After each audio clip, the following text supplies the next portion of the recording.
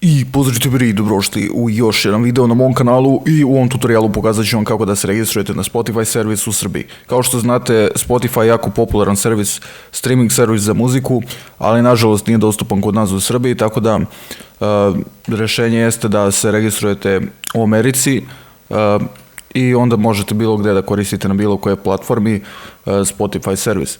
Dakle, znači, sve što nam treba jeste Chrome i treba će nam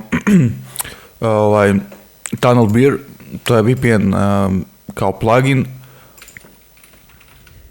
Samo, znači, odete na ovaj Chrome Web Store i možete, znači, da skinete taj plugin. On je besplatan i evo ga, znači, TunnelBear VPN, eto to Chrome i dodamo ekstenziju. Sačekate, znači, par sekundi čisto kako bi se dodalo i to je to. Znači, sad imate ovaj servis i nakon toga sad sam otvorio Chrome slučajno, ništa.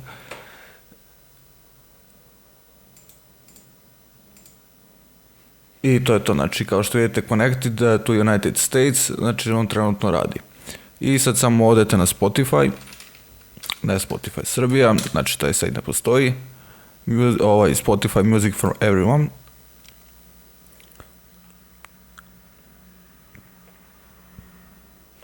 I idite ovdje na, u stvari ja već imam profil, imat ćete ovako opciju da log out, ajde, sign up.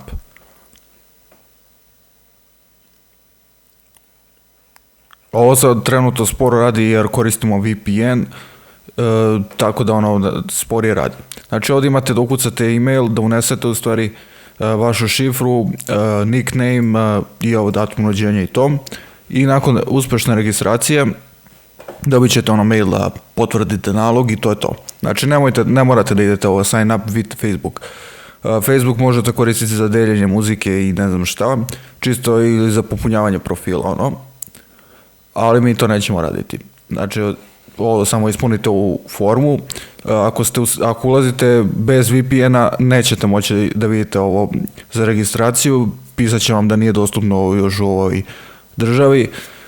Tako da ovaj VPN je rješenje. I to naravno potpuno besplatno sve. Nakon toga možete se ulogovati u vaš Spotify nalog pomoću klijenta.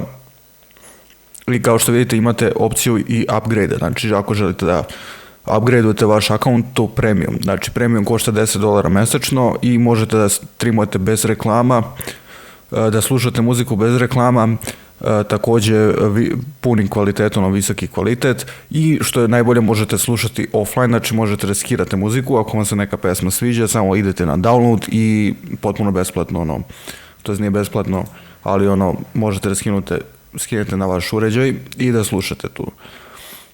Sad imate ovdje, ovo početna stranica, imate ovaj browse i možete birati kategorije koje, to je žanrove koji vam se sviđaju, imate ovo, znači hip hop, mood pop, workout, country, tako to i možete, znači izaberite ili možete i pretražiti neku pesmu i nađite nekog izvođača, vidite kompletno sve albume i to, tako da, to u suštini to.